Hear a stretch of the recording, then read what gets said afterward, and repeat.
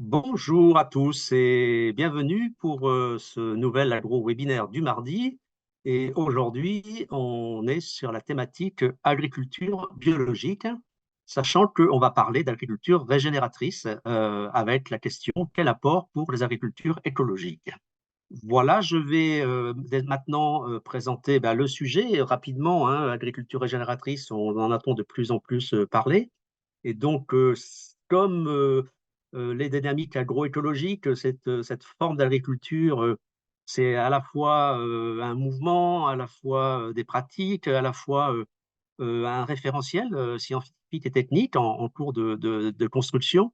Et donc, à côté de ce que l'on connaît le plus, agriculture biologique et aussi agriculture de conservation maintenant, eh bien, ce mouvement prend de l'ampleur et il était important de voir à côté, surtout dans la thématique agriculture biologique, côté d'agriculture biologique, eh bien, qu'est-ce que ça apporte vraiment à la fois dans les pratiques, mais aussi dans le raisonnement agronomique, hein, puisque il y a tout un ensemble d'adhérents et donc l'association pour une agriculture du vivant est présente parce elle porte ce mouvement avec différents partenaires, elle nous en parlera.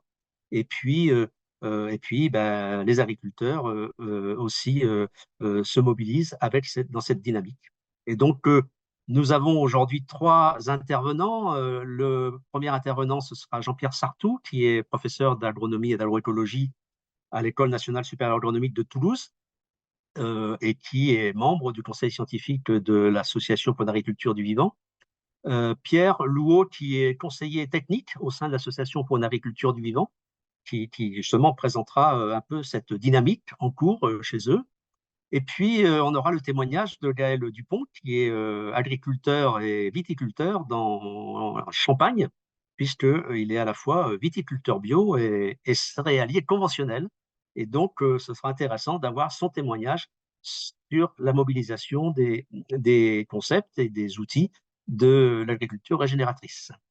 Je vais donner la parole à Jean-Pierre Sartou pour présenter un peu le cadre scientifique et technique tel qu'il est en construction. Il va nous le dire, hein, mais en tout cas, il contribue par ses recherches à cette construction du référentiel et des indicateurs utilisés en agriculture régénératrice. Jean-Pierre, tu as la parole, Oui. tu peux présenter un peu plus si tu le souhaites, mais tu peux engager ta intervention. Très bien, merci Philippe. Bonjour à toutes et à tous. Bon, effectivement, je pense il n'est pas nécessaire que je me présente davantage, tout simplement parce que tu as très bien fait cela. Et je vous propose donc de partager mon écran et de démarrer la présentation sur l'agriculture régénératrice. Alors, je vous propose de cet exposé en 4 temps, vous le voyez, rappel sur les fondements de la transition agroécologique, en 2, émergence de l'agriculture régénératrice, puis quelques définitions autour de l'agriculture régénératrice et enfin, ce qu'il faudra retenir parmi les points essentiels, hein, de cet exposé. Alors, rappel sur les fondements de la transition agroécologique. Je ne vois pas, désolé, voilà, j'ai quelques petits réglages à faire, ça y est, je vois mes diapos. Alors, tout écosystème, évidemment, produit de l'énergie biochimique à partir de l'énergie lumineuse du soleil et cette énergie,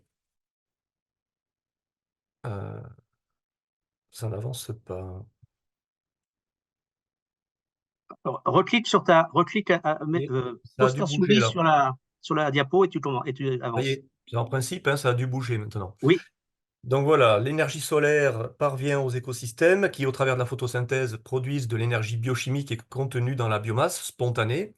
Ça, c'est le principe de fonctionnement de tout écosystème contenant des végétaux.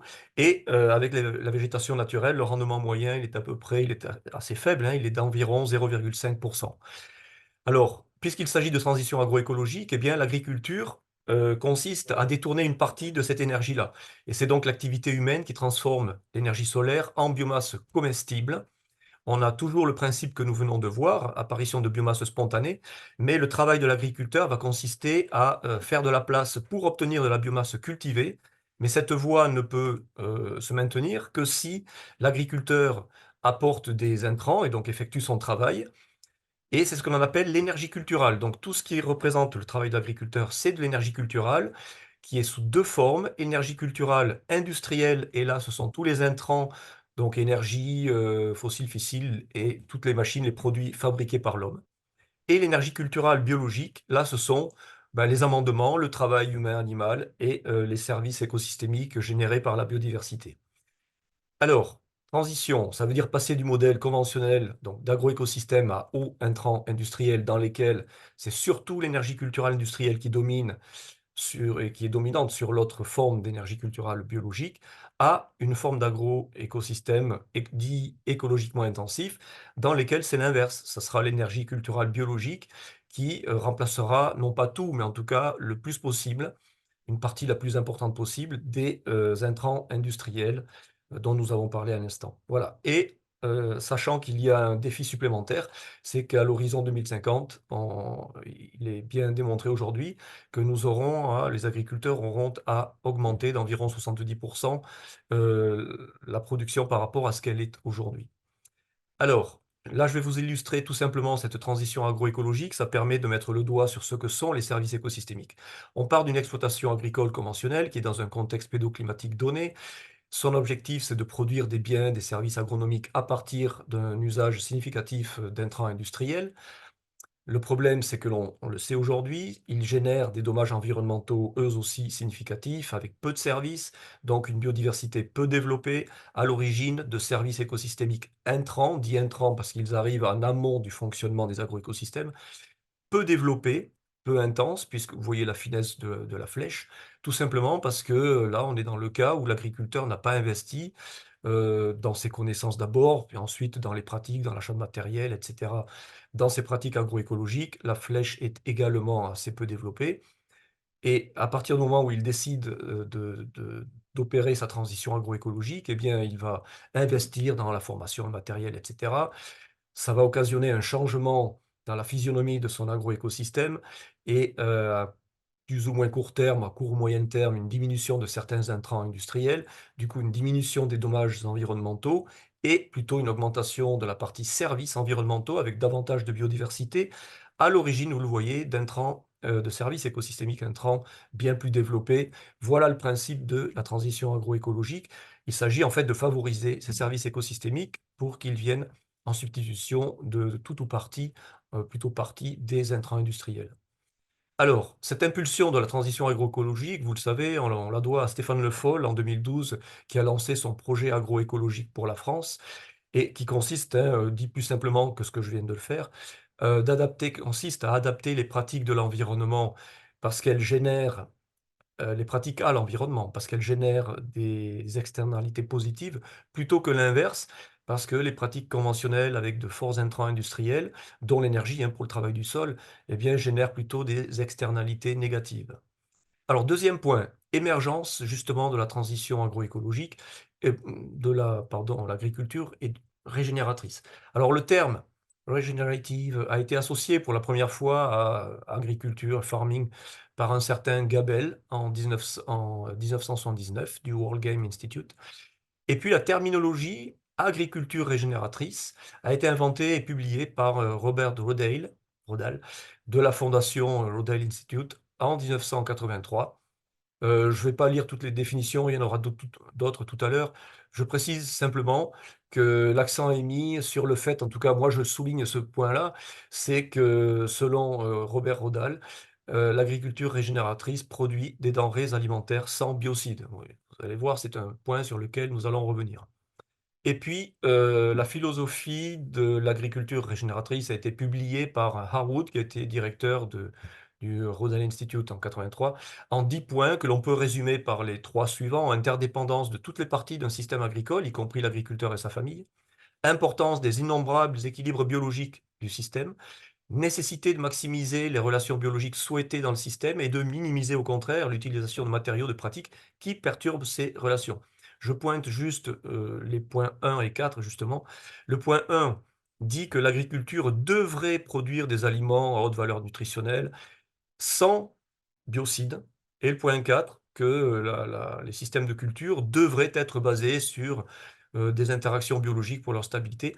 éliminant ainsi le besoin de biocides synthétiques. Voilà, mais j'insiste et j'ai souligné, ces 2 mots-là, should, ça veut dire que ça semble ne pas être une obligation, c'est devrait, faire l'effort de. Voilà.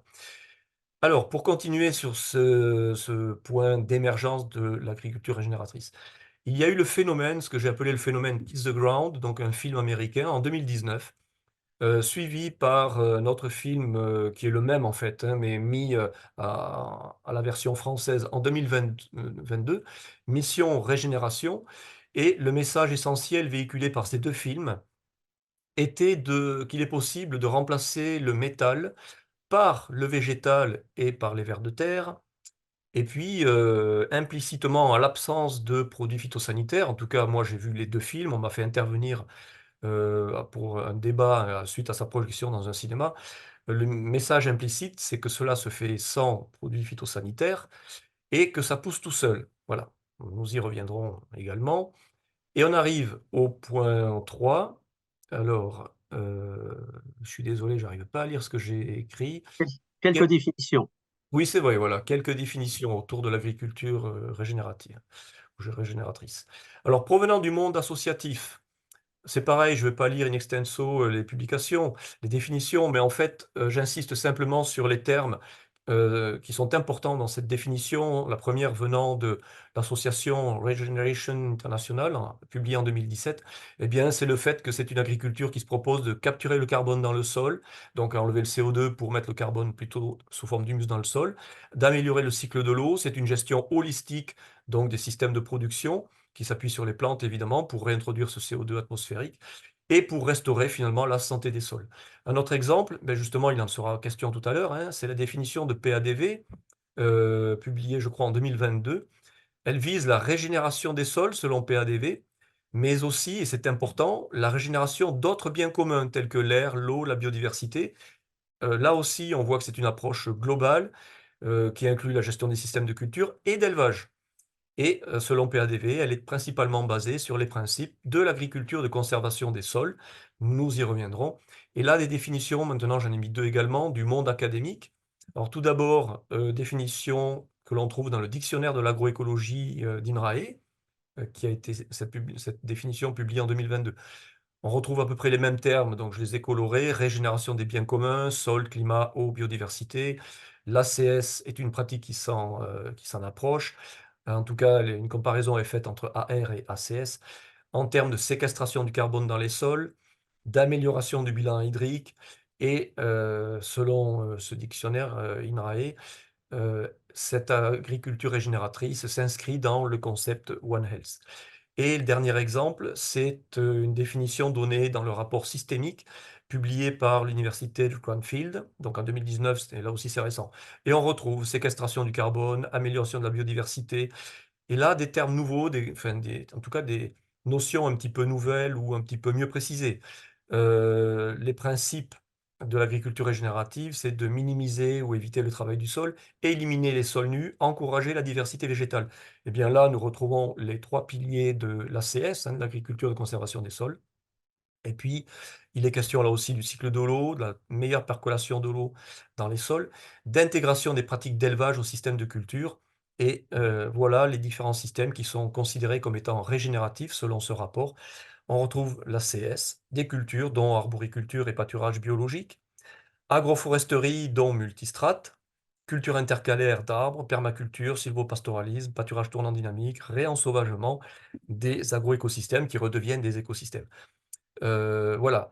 Donc, j'insiste sur le fait qu'il n'est jamais fait allusion à l'usage autorisé ou pas des produits phytosanitaires. Alors en résumé, qu'est-ce qu'il faut retenir de ma présentation? Ben, c'est que l'agriculture régénératrice se réfère effectivement à l'agroécologie. Elle adopte un récit axé sur le principe de régénération qui marque les esprits, hein, et elle s'attaque à différents enjeux environnementaux importants, et ça lui permet de mettre en avant sa capacité à protéger, voire aggrader le sol, donc améliorer le sol, restaurer également les autres biens communs, comme l'air, l'eau, la biodiversité, et ces régénérations-là, ces restaurations de compartiments d'agroécosystèmes, beh, sont à l'origine justement de ces fameux services écosystémiques dont on a parlé au début de l'exposé et qui permettent de remplacer certains intrants industriels. Et là, il faut bien garder en tête que plusieurs entités insistent pour parvenir à ces services écosystémiques sur l'importance d'intégrer fortement culture et élevage dans le système de production. Troisième point important à retenir, l'AR, l'agriculture régénérative, semble vouloir mieux impliquer les grands acteurs économiques et la société civile dans son aventure. Il y a également quelques aspects négatifs. L'AR ne possède aucune définition légale ni réglementaire. Il a seulement des définitions scientifiques. Nous avons vu les deux principales. Elle possède une base scientifique relativement réduite et son développement est surtout extra-académique.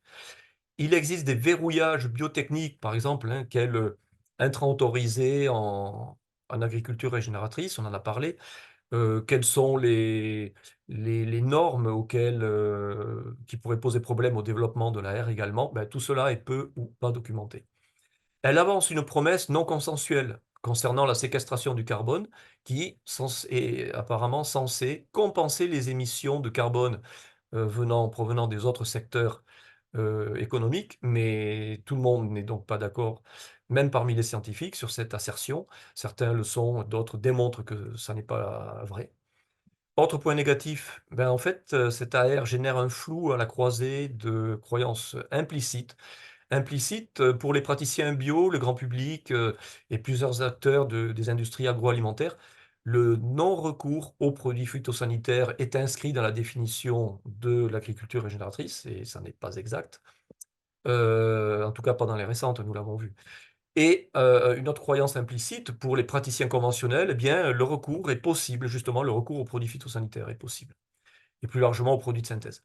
Donc, selon moi, bien, l'agriculture régénératrice doit aussi, alors en plus de ces points, ces quelques faiblesses que nous avons vues, afin d'éviter le greenwashing et plutôt viser le summum de l'agroécologie, eh bien, se doter d'indicateurs de résultats et ou de moyens fiables. Et justement, eh bien, c'est ce dont on va discuter maintenant à propos des actions de PADV.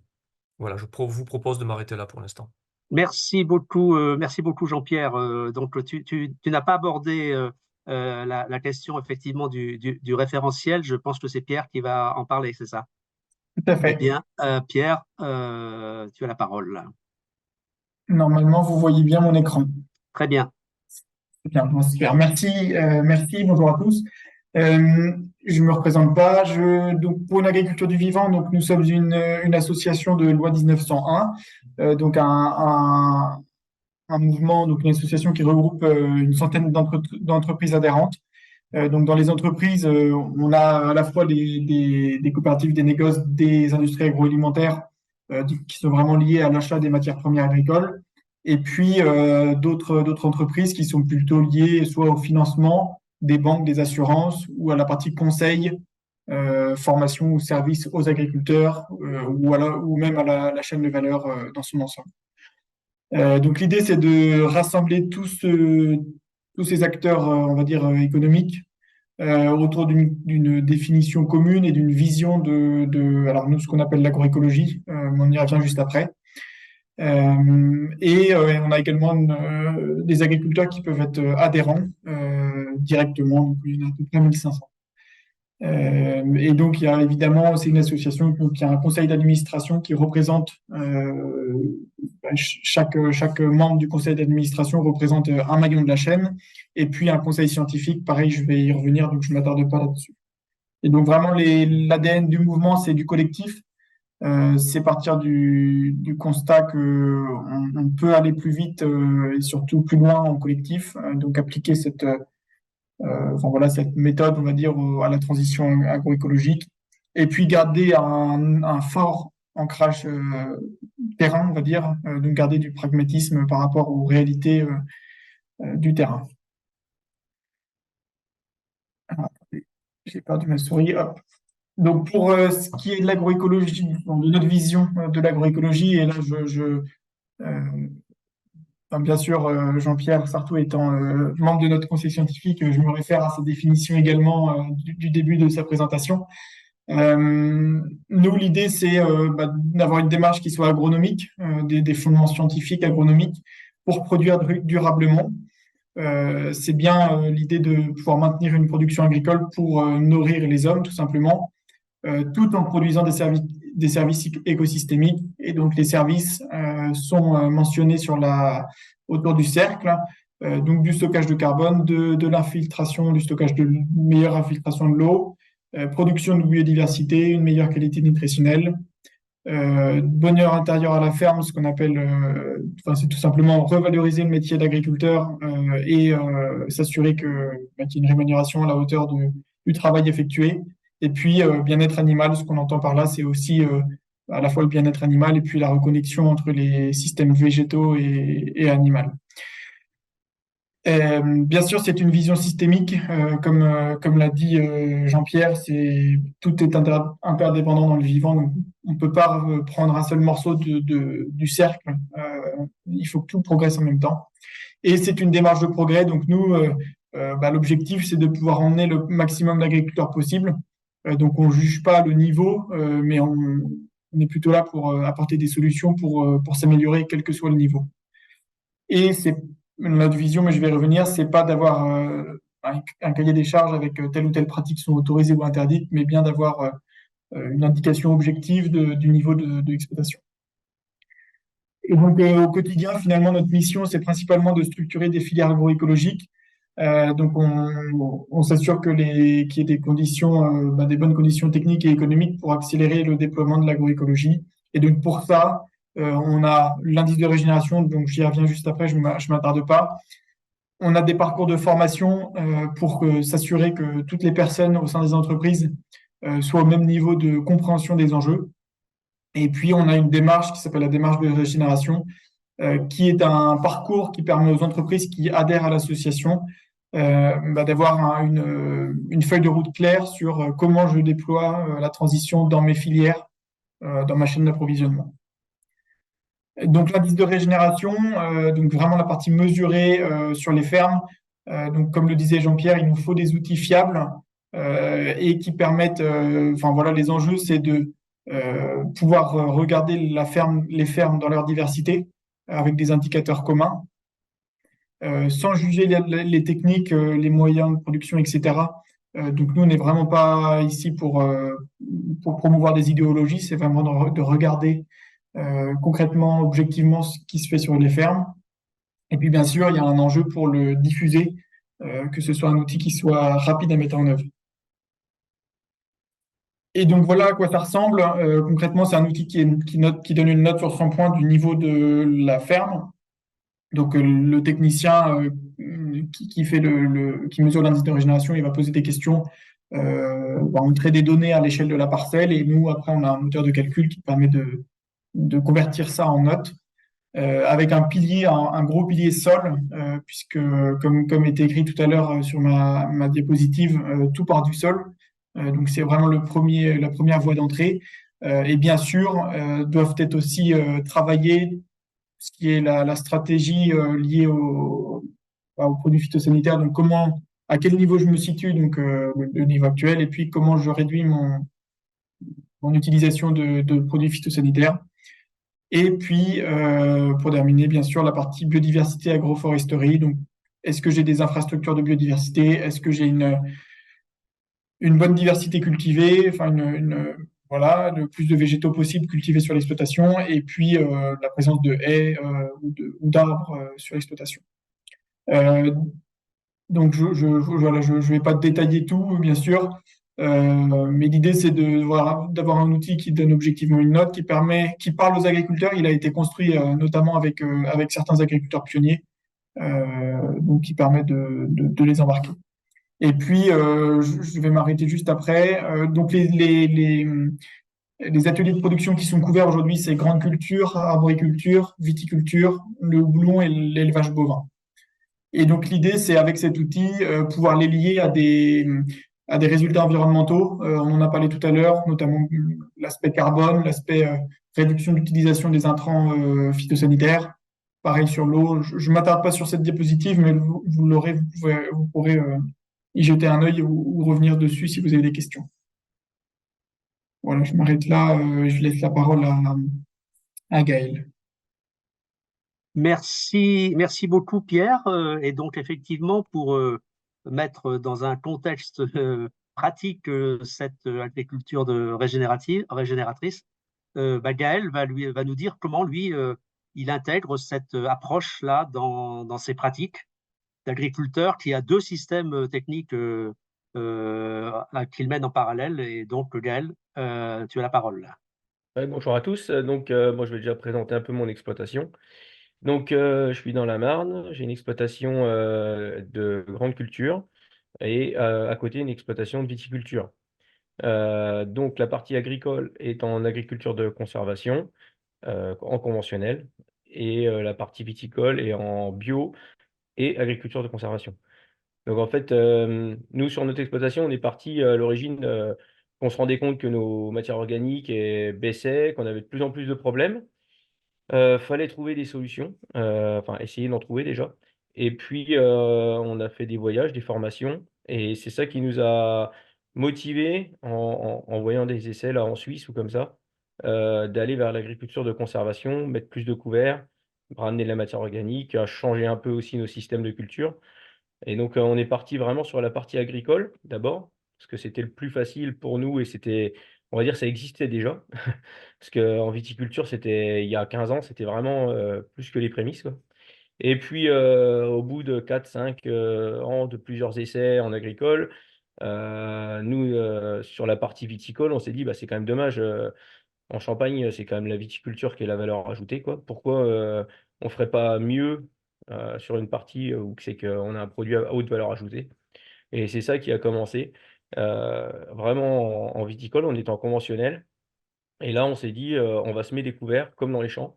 On a créé un GI2E, qui a permis de mettre, tout, enfin, de voir un peu tous les essais que chacun avait déjà fait et un peu d'agréger nos résultats et on a produit, de plus en plus de couverts, trouvé nos mélanges, travaillé un peu sur l'agroforesterie aussi, autour des vignes ou dans les vignes, chez certains et ça nous a permis, clairement, d'améliorer, nos sols parce que, bah, du coup, on avait découvert, donc on a augmenté notre matière organique progressivement, meilleure portance, tout ça. Ça avait pas mal d'avantages et petit à petit, comme on a vu aussi que nos vignes, enfin, en échangeant et tout ça, on s'est rendu compte que, bah, fallait, baisser les intrants, hein, parce que comme disait tout à l'heure Jean-Pierre, hein, ça n'exclut pas de mettre des intrants, mais bon, l'idéal, c'est quand même de plus mettre d'intrants chimiques et en même temps, de pouvoir continuer à faire des couverts avec beaucoup de biomasse et donc dans les vignes, petit à petit, on arrive à supprimer tous nos intrants, d'origine, chimique, on va dire et ça a permis de d'attaquer une conversion bio et donc les 2 cumulés, c'est vrai que, enfin, ça c'est bien, mais il faut arriver à maintenir son système de production et arriver à maintenir les rendements parce que comme disait tout à l'heure Jean-Pierre, il faut quand même nourrir tout le monde donc c'est ça qui est compliqué. C'est pour ça qu'aujourd'hui en agriculture, on va dire en grande culture, on n'en est pas encore arrivé au bio parce que, je considère que mon exploitation elle est pas encore prête, en fait. Je dis pas que j'irai jamais. Le but, c'est de mettre de moins en moins d'intrants. Sur l'exploitation agricole, on a déjà supprimé les fongicides, les insecticides, mais on a encore un gros problème herbicide et tant que on trouve pas la solution, on va dire, je le ferai quand je serai prêt et qu'on maîtrisera techniquement et pas, dire: «On passe en bio pour passer en bio», et pas réussir à maîtriser, quoi. C'est vraiment ça le plus gros point. Donc, par exemple, par contre, en grande culture, c'est plus facile à se lancer en agroforesterie qu'en vigne. Donc on a commencé à faire des essais sur une parcelle. Chaque système, a des avantages et des inconvénients, en fait. En viticulture, le plus dur, c'était la production fongicide, à passer en bio et par contre, c'est travailler avec des couverts pour réapprendre totalement notre métier. Alors qu'en grande culture, les couverts et la production, fongicide, ça a été assez vite. Le gros problème, c'est l'herbicide, quoi. C'est des désherbages. Donc, chacun a des problèmes à soulever, enfin, à retirer pour arriver, à l'optimum. En grande culture, on voit par contre, vu que ça fait plus longtemps qu'on fait des gros couverts et tout ça, que notre taux de matière organique commence sérieusement à remonter.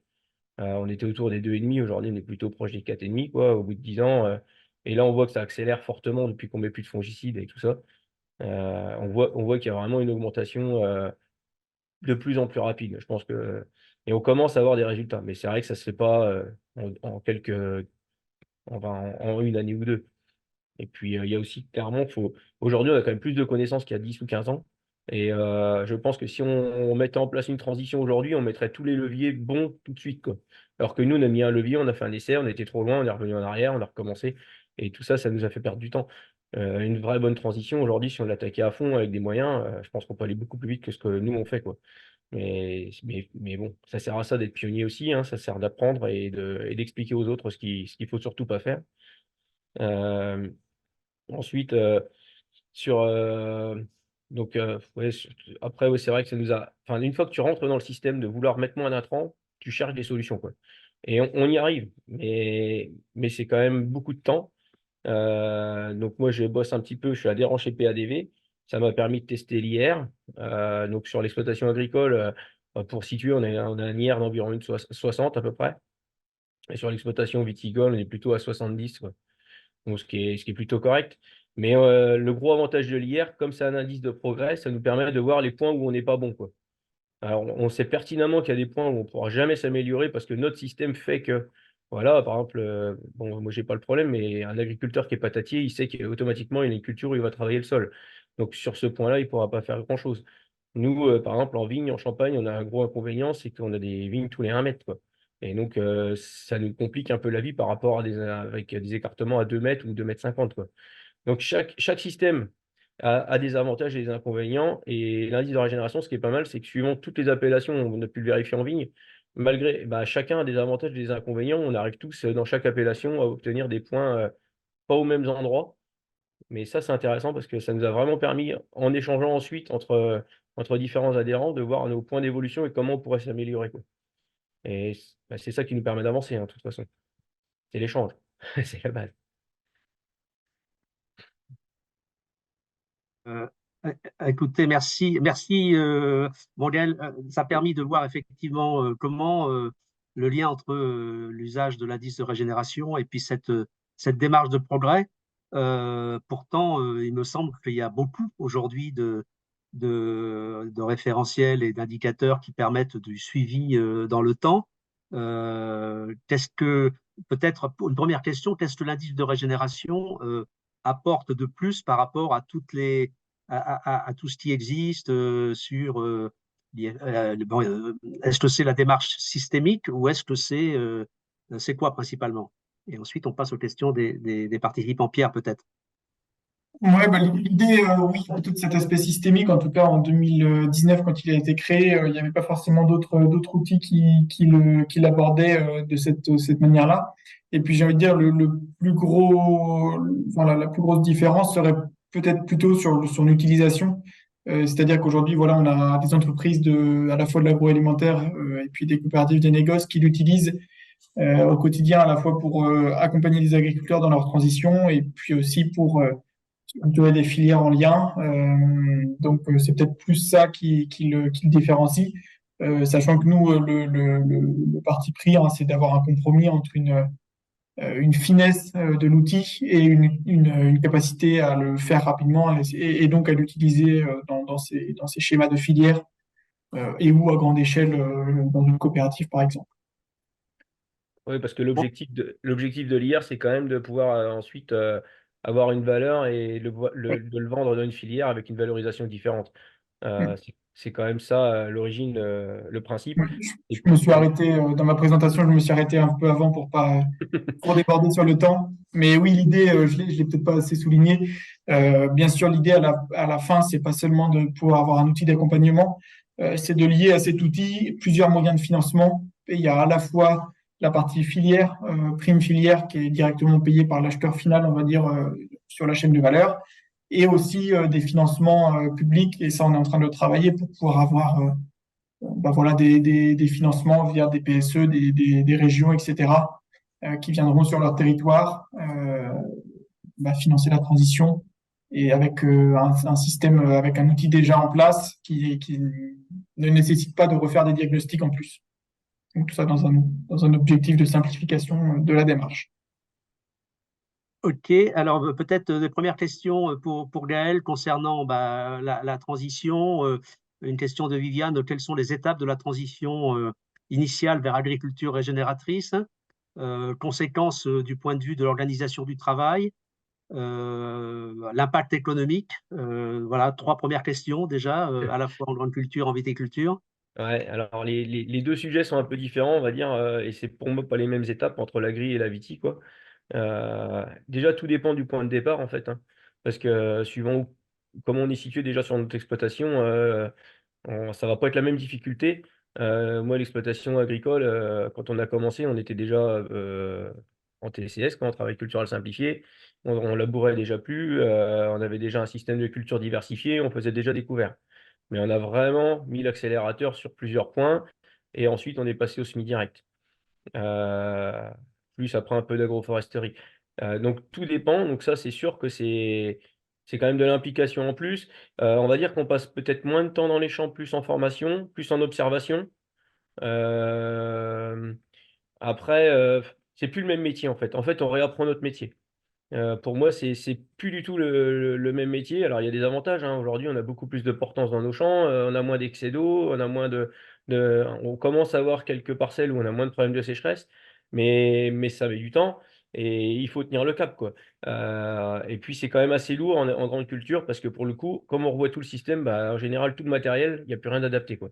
Donc progressivement, en allant qu'on rajoute des briques à l'avancée de notre démarche, à chaque fois, faut réévaluer, son système, comment on va faire et tout ça. Donc, il faut toujours se remettre en question et du coup, le temps, on va dire, économisé parce qu'on travaille plus le sol et tout, bah, on le repère, ailleurs. Mais bon, c'est enrichissant, hein.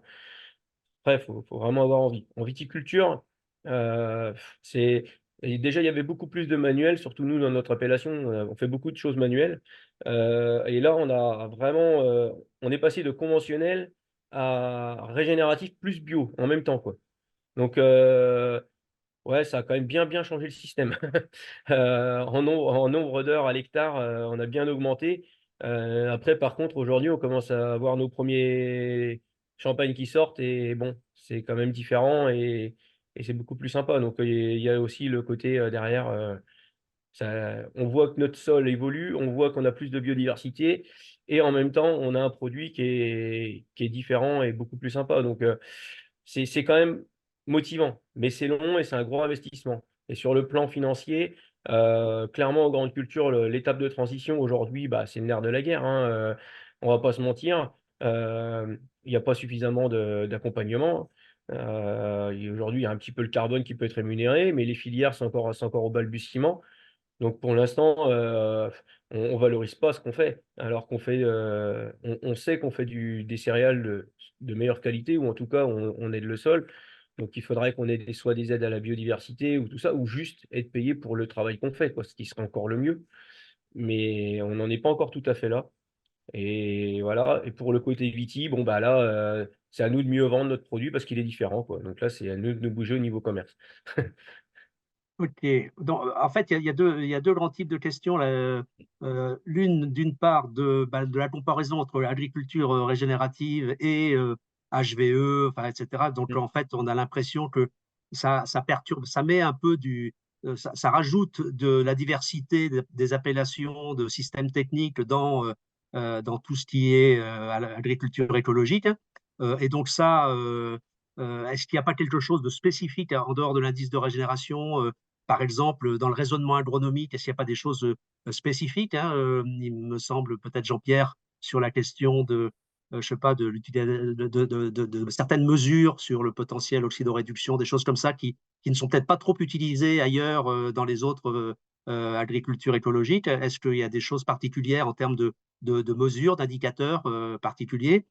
Et puis de l'autre côté, peut-être du coup pour Pierre, c'est la question de la valorisation économique. Est-ce que finalement l'agriculture régénératrice, ce seul avantage, c'est de mettre autour de la table, est-ce que ça serait pas de mettre autour de la table la, la, les acheteurs et les vendeurs avec du coup une négociation sur les prix parce que il y a une approche filière particulière.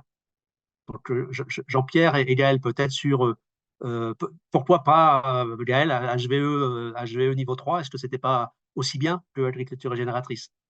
C'est différent, moi sur mon exploitation agricole, donc je suis stockeur net en carbone, je suis HVE3 et avec un IR quoi, donc je fais les 3. Et sur la viti, on a fait le bio, le HVE, le viticulture durable en Champagne et, et l'IR. Donc, les labels, je les connais tous à peu près. Pour moi, c'est complémentaire et différent. Le HVE va prendre en compte toute la gestion, on va dire, surveillance des déchets, c'est paperasse, c'est tout ça. Le bio, lui, c'est clairement juste pas de produits phyto, mais alors par contre, toute la côté formation, RSE, travail du sol et tout, c'est pas du tout pris en compte. Et par contre, l'IR, il y a tout le côté travail du sol, intensité, couvert, matière organique, formation. Je trouve que c'est assez complémentaire parce qu'en fait, chacun a des. Pour l'instant, pour moi, je trouve pas qu'on ait un label, enfin un label ou un indicateur, on va dire, qui prenne toutes les facettes de notre exploitation. Et en plus, il y a encore le côté RSE qui aujourd'hui sur les exploitations agricoles n'est pas tellement traité. Et si on veut faire des produits à haute valeur ajoutée, on va falloir y venir parce que clairement, euh, on commence à avoir une demande. Donc, enfin, et c'est important et il y en a marre de se faire taper sur les doigts parce que voilà, sur les exploitations, on a eu le problème en Champagne, donc on commence à sérieusement y penser. Donc c'est pas mal. Merci. Peut-être donc, du coup, par rapport à la deuxième catégorie de questions, Jean-Pierre pourra parler après. Sur les IA, André Charrier, il pose une question que d'autres se posent de manière différente. Quelles sont les motivations de l'engagement pour la R des grands acteurs économiques des IA? Vont-ils promouvoir des labellisations concurrentes de l'AB ou de l'HVE à terme? Pierre, enfin, je sais pas, Jean-Pierre, Gaël, si vous avez des. Ouais, sur la motivation, on va dire, des grandes entreprises, enfin, des grands groupes agroalimentaires, enfin, bon, ça va dépendre des cas, mais évidemment, il y a un côté démarche RSE des entreprises. Euh, Ils se rendent compte aussi que face à la diversité des agriculteurs et à l'avancée, on va dire, des agriculteurs aujourd'hui, se tourner tout de suite vers des labellisations, que ce soit bio ou HVE, c'est peut-être un peu trop contraignant.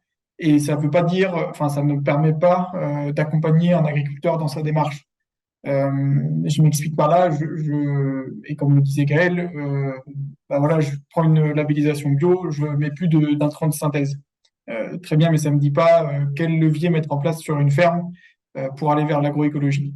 Et donc c'est là qu'il voit l'intérêt de l'indice de régénération, c'est de prendre des choses très agronomiques, hein, du travail, enfin, la gestion du travail du sol, de découverts végétaux, etc. Et de dire, bah voilà, où est-ce que j'en suis? Si j'ai un niveau de 20 sur 100, voilà les premières pistes de progrès. On va commencer on va dire par le commencement, mais par remettre des couverts végétaux, réduire un petit peu le travail du sol, mais pas forcément le premier pilier dans un premier temps. Plutôt préparer le sol pour pouvoir accueillir plus tard du semi-direct ou pas, mais enfin, en tout cas du travail du sol simplifié. Et pour un agriculteur qui a... Et donc ça, il faut financer forcément la prise de risque de l'agriculteur, parce que quand on démarre d'un niveau bas, forcément, c'est un gros changement à la fois psychologique pour l'agriculteur et puis financier, on peut prendre des risques, puisqu'on ne maîtrise pas forcément tout dès le début. Et ensuite, quand on a des agriculteurs qui sont déjà plus avancés, donc voilà, au-dessus de 60, on considère que l'agriculteur est déjà, assez avancé ou très avancé selon l'appellation. Là, ça va plutôt être comment je rémunère les services rendus par cet agriculteur-là, parce que je sais que chez lui, il y aura moins d'érosion, il y aura moins de plus de carbone stocké, etc. Et donc, c'est vraiment peut-être voilà, cette granularité que recherchent les entreprises, les grands groupes, et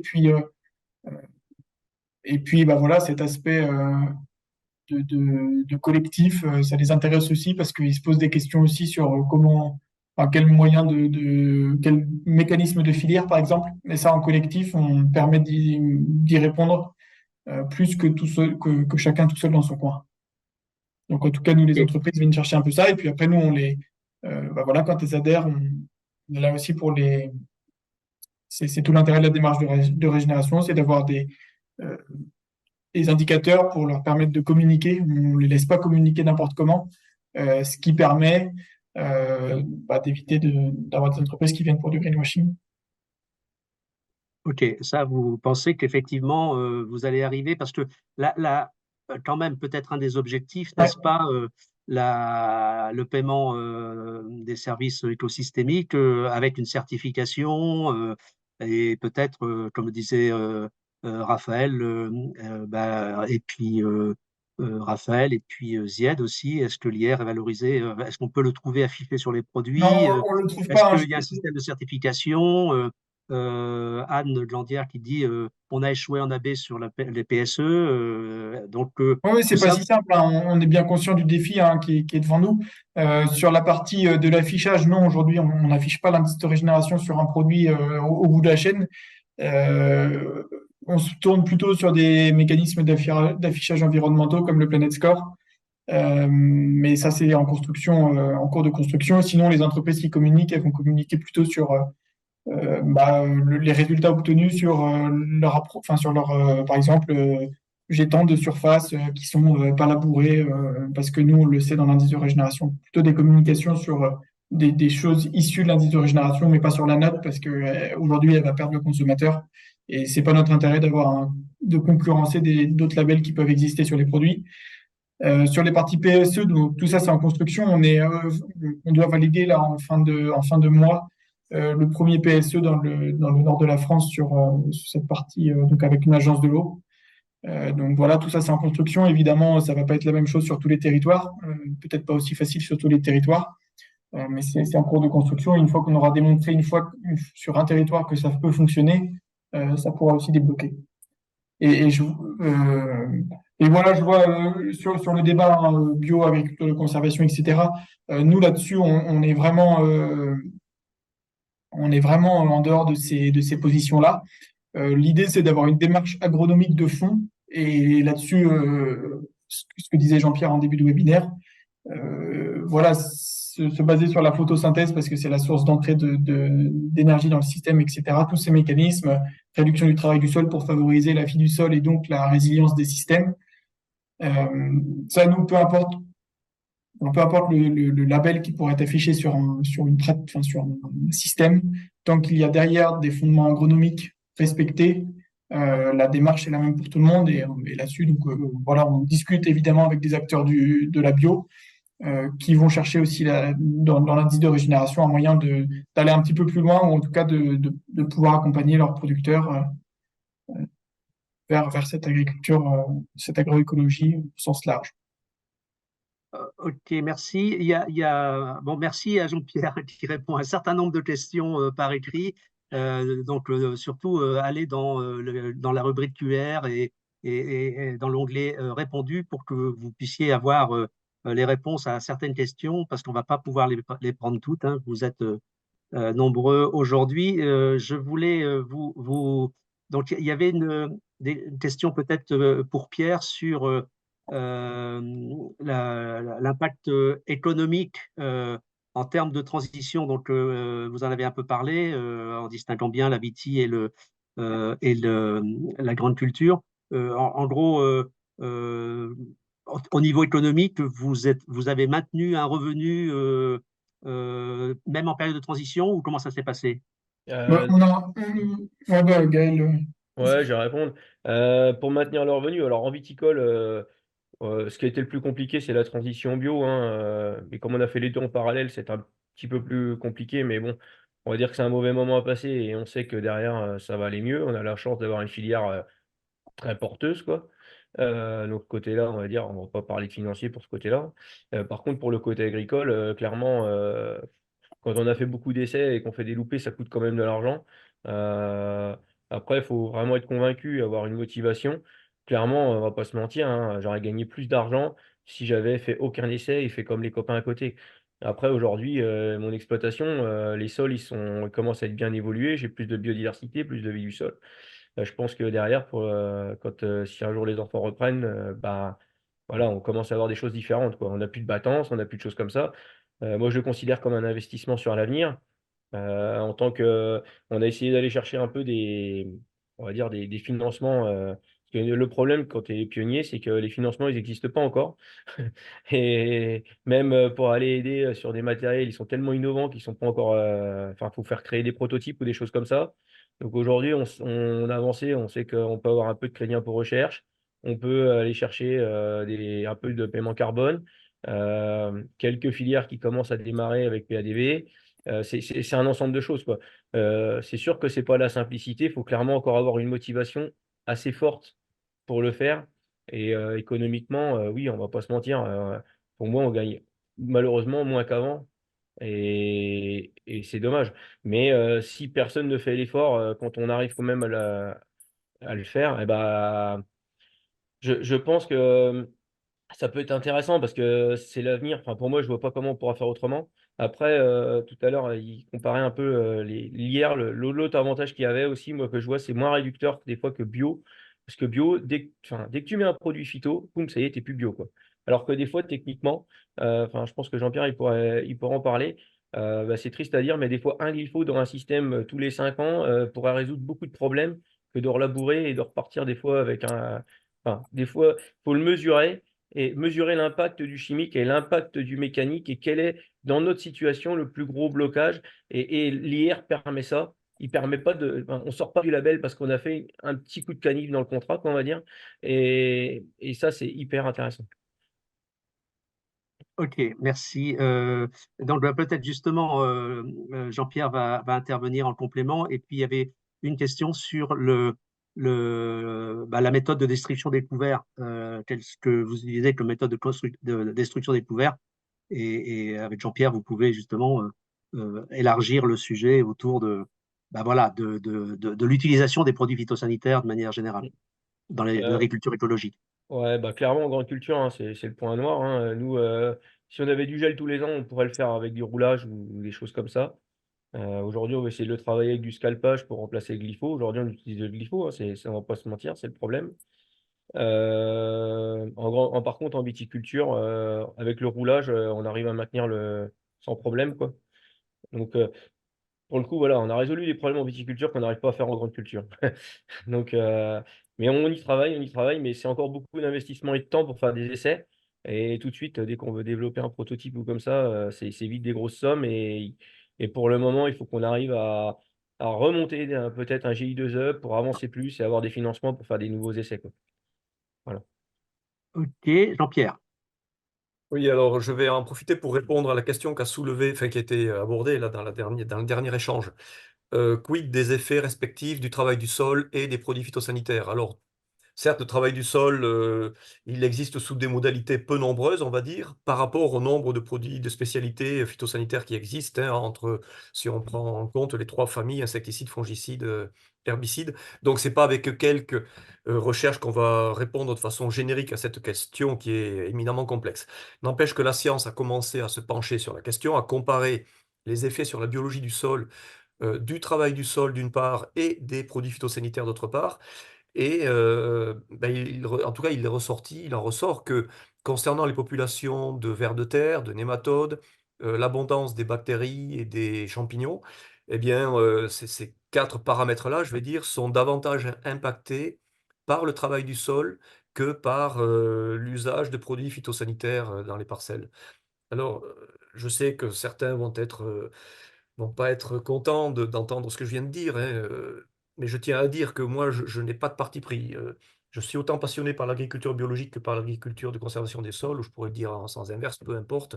Mon rêve, c'est d'essayer de coupler les deux, de faire de la CS bio. Voilà, mais le fait est, celui-là, la science pour l'instant démontre des impacts sur la biologie du sol plus forts du fait du travail du sol. Voilà, ça, il faut l'avoir présent à l'esprit. Mais je suis pour essayer d'éliminer les produits phytosanitaires, bien entendu. Et si je peux m'adresser au grand public, je ne sais pas s'il y en a parmi nos auditeurs, il faut savoir que si le grand public a besoin de ronger un os, ben, il vaut mieux ronger un os qui porte un autre nom que glyphosate, voilà, parce qu'il y a des molécules bien plus dangereuses que le glyphosate dont personne ne parle et qui sont largement plus utilisées, en tout cas, ou au moins autant utilisées en termes de répartition sur le territoire, hein, que le glyphosate. Et là, je pense, juste un exemple, hein, et je ne veux pas parler des néoniques puisqu'ils ont été interdits, mais la famille des fongicides, la famille SDHI, voilà, et là, il y en a pas mal. Et les effets neurologiques sur l'homme commencent à être bien documentés. voilà, donc oui, le glyphosate, mais il y en a tellement d'autres.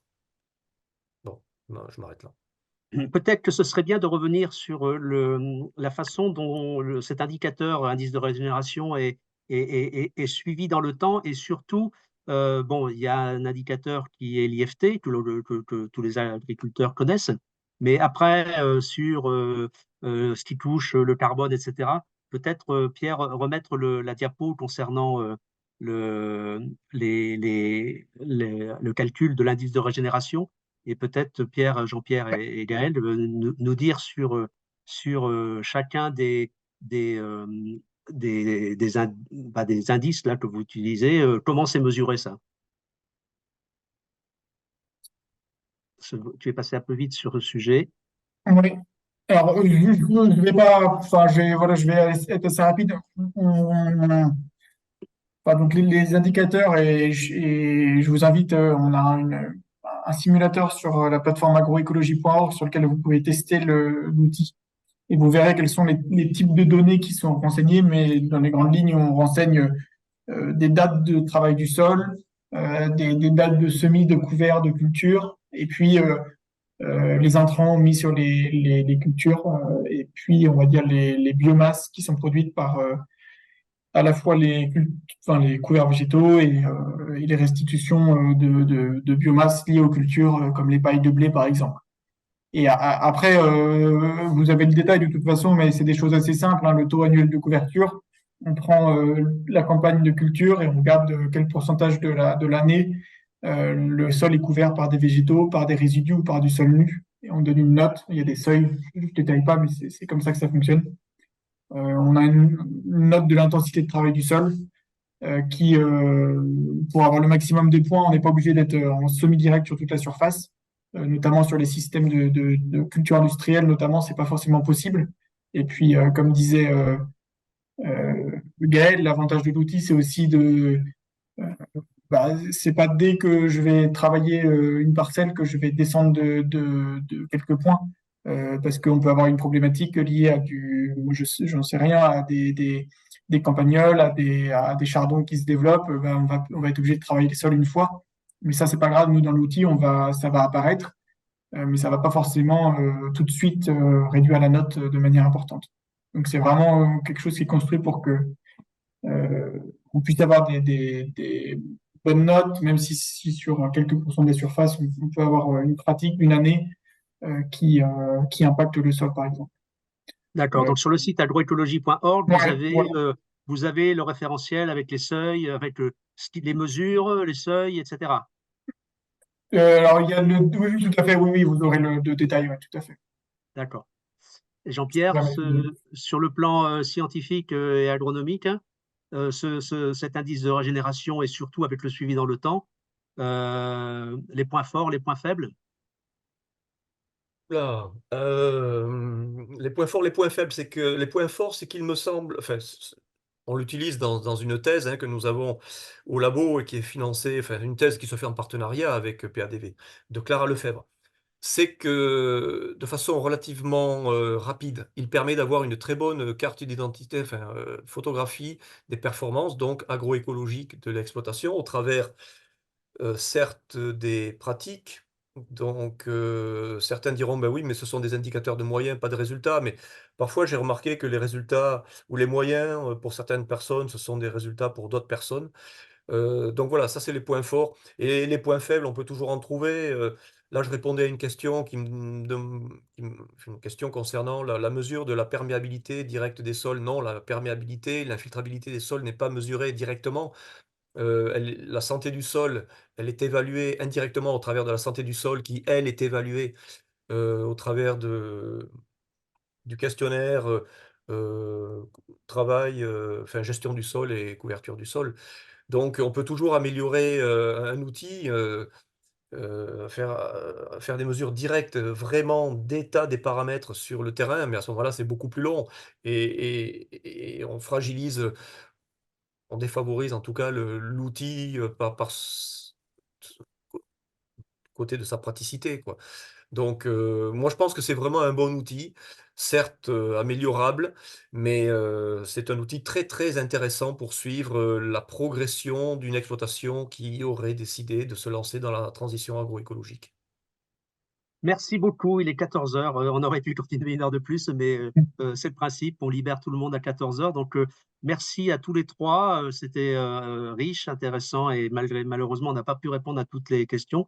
Donc, Pierre a mis la référence du site sur lequel vous pouvez aller avoir toutes les informations.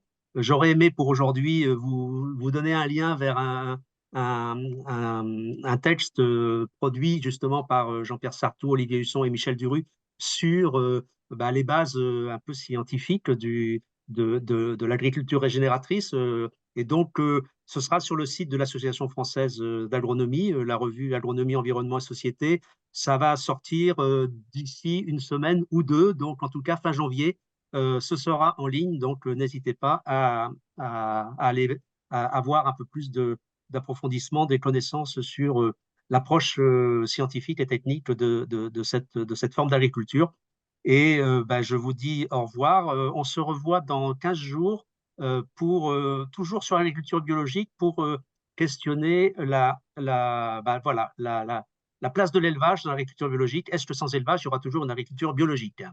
Donc, rendez-vous dans 15 jours, la semaine prochaine. Il y a pause parce que on a des intervenants qui se sont, comment dire, n'ont pas pu participer. Donc, on reporte au 6. À bientôt. Au revoir. Bonne semaine. Et merci à vous encore, hein. Au revoir, merci à Bien, tous. au revoir. Au revoir.